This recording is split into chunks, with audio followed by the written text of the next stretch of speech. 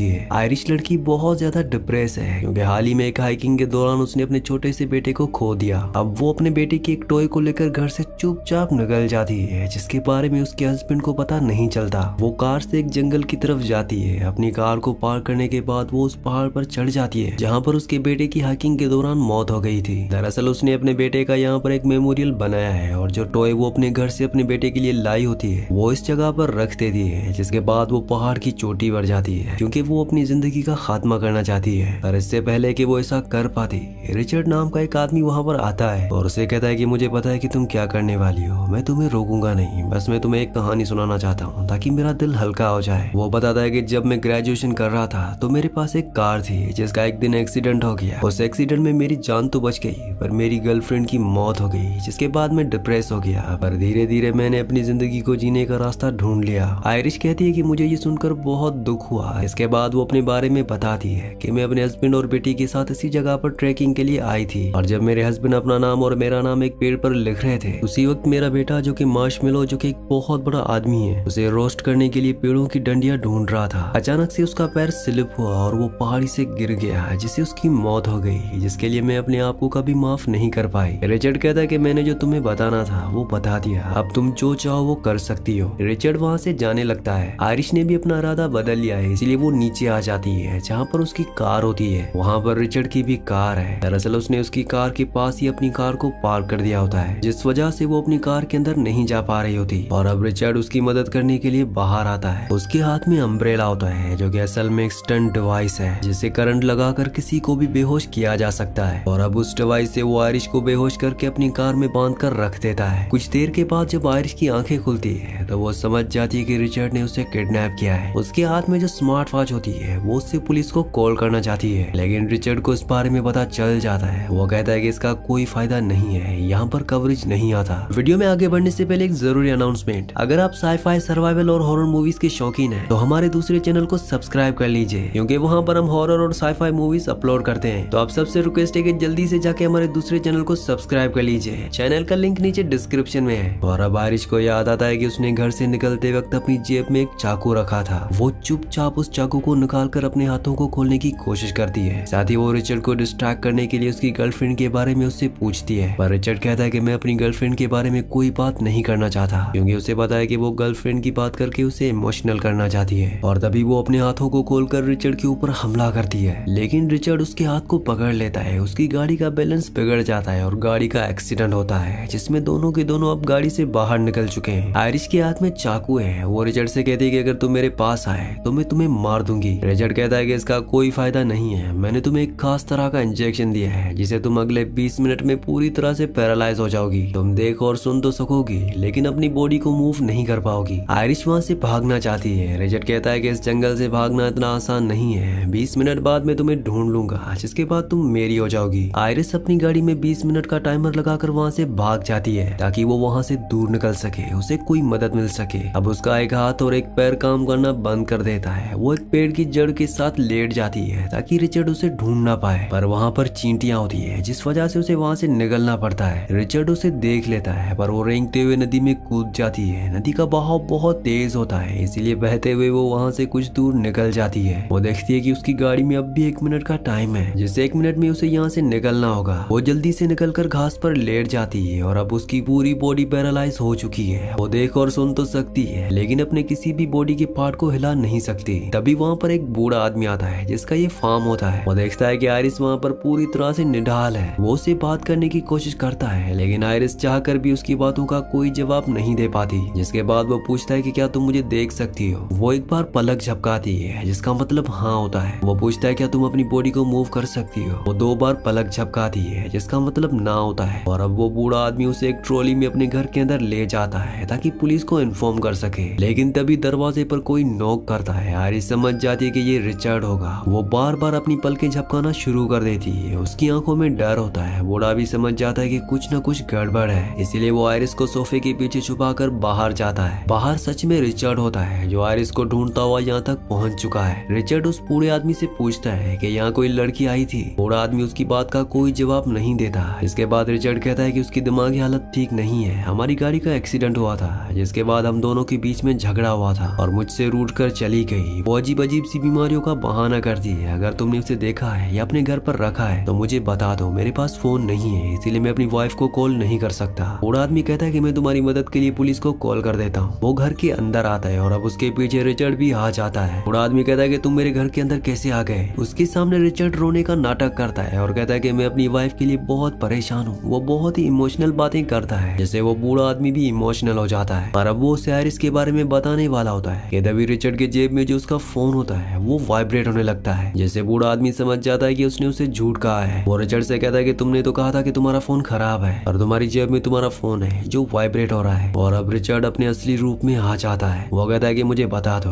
कि तुमने उस लड़की को कहाँ पर छुपा है, वरना मैं तुम्हें मार दूंगा। बूढ़ा आदमी कहता है कि तुम कोशिश कर सकते हो। वो बूढ़े आदमी के ऊपर हमला करता है लेकिन बूढ़ा आदमी बहुत ही ताकतवर होता है, वो उसे दूर फेंक देता है। इन दोनों के बीच हाथापाई में रिचर्ड के हाथ में चाकू आ जाता है जिससे वो बूढ़े आदमी को मार देता है। आयरिस सोफे के पीछे से सब कुछ देख रही होती है। उसे बहुत दुख होता है कि उसकी वजह से बूढ़े आदमी की मौत हो गई। और अब रिचर्ड को पता है कि यहाँ पर पुलिस आने वाली है क्योंकि बूढ़े आदमी ने पुलिस को कॉल कर दिया था, इसीलिए वो उस पूरे घर पर आग लगाकर यहाँ से बाहर निकल जाता है। वहीं आयरिस की बॉडी में धीरे धीरे दवा का असर खत्म हो रहा होता है, इसीलिए उसकी उंगलियां एक हाथ काम करना शुरू कर देता है, जिससे वो विंडो पर लगी हुई कर्टेन को हिलाना शुरू कर देती है। बाहर रिचर्ड जो उस आदमी का ट्रक लेकर यहाँ से निकलने ही वाला होता है, वो कर्टन को देख लेता है और समझ जाता है कि अंदर कोई ना कोई है। और जब वो अंदर आता है तो सोफे के पीछे देखता है कि वहाँ पर आयरिस है, जिससे वो बूढ़े आदमी के ट्रक में रखकर यहाँ से निकल जाता है। दरअसल अब वो अपने पुराने घर में जा रहा होता है, तभी उसकी बेटी का कॉल आता है जो बताती है कि इस बार मेरे बहुत अच्छे मार्क्स आए हैं, इसलिए मैं और मोम आपके पास केबिन में आने वाले हैं, जहाँ पर रिचर्ड कुछ दिन बिताने के लिए अकेला आया है। रिचर्ड अपनी वाइफ से बात करता है और कहता है कि कुछ वक्त मैं अकेला बिताना चाहता हूँ। उसकी वाइफ कहती है कि मुझे कुछ नहीं पता, शाम तक हम दोनों वहाँ पर पहुँच जाएंगे। रिचर्ड को उससे बहुत गुस्सा आता है क्योंकि आयरिस को वो उसी केबिन ले जाने वाला था। अब उसकी गाड़ी का पेट्रोल भी खत्म हो जाता है, इसीलिए वो अपनी गाड़ी को एक गैस स्टेशन पर रोकता है और रिचर्ड देखता है कि वहाँ पर कार्ड एक्सेप्ट नहीं हो रहे होते, इसलिए पेमेंट करने के लिए वो अंदर जाता है। वहीं आयरिस का बैक पैर भी काम करना शुरू कर देता है। तभी उसके पास एक छोटा सा बच्चा आता है जो उसे हेलो कहता है, लेकिन इससे पहले कि आयरिस उसे कुछ कह पाती वहाँ पर उसकी मॉम आ जाती है जो देखती है कि आयरिस पूरी तरह से निढाल है, वो बिल्कुल नहीं हिल रही। उसे शक होता है कि कुछ न कुछ गड़बड़ है। और तभी रिचर्ड आ जाता है जो अपनी गाड़ी में पेट्रोल भरकर वहाँ से निकल जाता है। वो जंगल के उसी हिस्से में आता है जहाँ पर उसकी खुद की कार का एक्सीडेंट हुआ था। वो अपनी कार को स्टार्ट करने की कोशिश करता है लेकिन उसकी कार स्टार्ट नहीं होती और अब वो तय करता है कि बूढ़े आदमी की ट्रक से वो अपनी कार को टो करके ले जाएगा। पर इससे पहले कि वो ऐसा कर पाता है, यहाँ पर एक पुलिस ऑफिसर आता है जो रिचर्ड से पूछता है कि तुम कौन हो। रिचर्ड कहता है कि मेरा नाम एंड्रयू है, जिसके बाद वो पुलिस ऑफिसर को अपनी आईडी दिखाता है। दरअसल उसका असली नाम एंड्रयू होता है, उसने अपना नाम रिचर्ड गलत बताया था। और अब पुलिस ऑफिसर उसे पूछता है कि तुम यहाँ पर क्या कर रहे हो और गाड़ी में जो लेडी बैठी हुई है वो कौन है। वो कहता है कि वो मेरी वाइफ है जो बहुत ज्यादा ड्रंक है, उसने मुझसे झगड़ा किया जिस वजह से हमारी गाड़ी का एक्सीडेंट हो गया। और अब पुलिस ऑफिसर उसकी गाड़ी के पास जाता है। आयरिस उसे सब कुछ बताना चाहती है लेकिन अभी भी वो पूरी तरह से नॉर्मल बात नहीं कर सकती, लेकिन उसका एक हाथ काम कर रहा होता है जिससे वो गाड़ी की विंडो को नीचे करती है और पुलिस ऑफिसर को बहुत मुश्किल से धीरे धीरे कहती है कि मेरी मदद करो। पुलिस ऑफिसर समझ जाता है कि एंड्रयू यानी कि रिचर्ड ने उसे झूठ कहा है। और इससे पहले कि वो अपनी गन निकाल कर उसे गन पॉइंट पर लेता, रिचर्ड उसके ऊपर हमला करके उसे मार देता है, जिसके बाद वो उसे अपनी गाड़ी में डालकर अपनी गाड़ी को ब्लास्ट कर देता है और बूढ़े आदमी की ट्रक को लेकर यहाँ से निकल जाता है। आयरिस ने उस सिरिंज को चुरा लिया होता है जिसके अंदर पैरालाइज करने वाली दवा है। वो मौका देखकर रिचर्ड को वो दवा इंजेक्ट करना चाहती है। आयरिस कहती है कि आज शायद तुम्हारा दिन अच्छा नहीं है, जैसा तुम चाहते हो वैसा नहीं हो रहा। ये सुनकर रिचर्ड को बहुत गुस्सा आता है। वो कहता है कि तुम अपना मुंह बंद करो। और अब आयरिस को मौका मिल जाता है, वो उसके पैर पर उस इंजेक्शन को लगा देती है, पर अभी भी उसका थंब काम नहीं कर रहा होता, जिस वजह से दवा को वो उसकी बॉडी में इंजेक्ट नहीं कर पाती। रिचर्ड उस इंजेक्शन को निकालकर फेंक देता है और कहता है कि मैं तुम्हें अपने केबिन में ले जाकर तुम्हारे साथ बहुत मजे करना चाहता था, इसीलिए मैं तुम्हें इसी झील में धक्का दे दूंगा। वो उसे बोट में बैठाता है और झील के बीचों बीच ले जाता है। आयरिस देखती है कि उसके पास एक चाकू है, जिस चाकू को वो हासिल करना चाहती है। वो कहती है कि मेरी जेब में मेरे बेटे का खिलौना है, मैं चाहती हूँ कि मेरी जिंदगी के आखिरी वक्त में वो खिलौना मेरे पास रहे। मेरी जेब से खिलौना निकाल कर मेरे हाथ पर रख दो। उसकी आंखों में आंसू होते हैं। रिचर्ड उसकी बात मान जाता है और जब वो उसके पास आता है तभी वो उसके चाकू को निकाल कर उसकी गर्दन पर हमला कर देती है, जिससे वो बोट से नीचे गिर जाता है। उसकी गन भी बोट में रह जाती है, जिसे वो उठा लेती है। रिचर्ड ऊपर आने की कोशिश करता है लेकिन अब आयरिस अंधाधुंध गोलियां चलाने लगती है। एक गोली रिचर्ड को लग जाती है और अब वहाँ पर आयरिस उसी तरह से निडाल पड़ी होती है। वो यहाँ से अब किसी भी तरह से निकलना चाहती है। साथ ही उसे इस बात का भी एहसास हो चुका है कि जिंदगी बहुत कीमती होती है, हमें उसे इस तरह से जाया नहीं करना चाहिए। और अब उसे एहसास होता है कि जिस स्पॉट पर वो है गोली लगने की वजह से उसमें पानी भर रहा है। अभी भी उसकी बॉडी पूरी तरह से नॉर्मल नहीं है, इसलिए वो तैर नहीं पाती। जल्दी बोट में पूरी तरह से पानी भर जाता है, जिससे वो पानी में उस झील में डूबने लगती है। पर अब जल्दी दवा का असर पूरी तरह से खत्म हो जाता है, इसलिए वो तैर के ऊपर आ जाती है। तभी वो देखती है कि झील के दूसरी तरफ रिचर्ड अब बाहर आ चुका है। वो उसके पास जाती है, जो अपनी जिंदगी की आखिरी सांसें ले रहा होता है। वो उसकी आंखों में आंखें डालकर बोलती है थैंक यू, क्योंकि उसी की वजह से उसे जिंदगी की कीमत का पता चला। उसे समझ में आया कि जिंदगी भले ही कितनी भी मुश्किल क्यों ना हो, हमें जीना पड़ता है। हमें बुज़दिलों की तरह अपनी जिंदगी का खात्मा नहीं करना चाहिए। इसके बाद वो यहाँ से निकल जाती है। उसके दिल में अपने बेटे को खोने का दुख तो है, लेकिन उसे इस बात का भी एहसास है कि उसके पास एक जिंदगी है और ये जिंदगी उसे अपने हस्बैंड के साथ जीनी है। इसी सीन के साथ इस मूवी का एंड हो जाता है।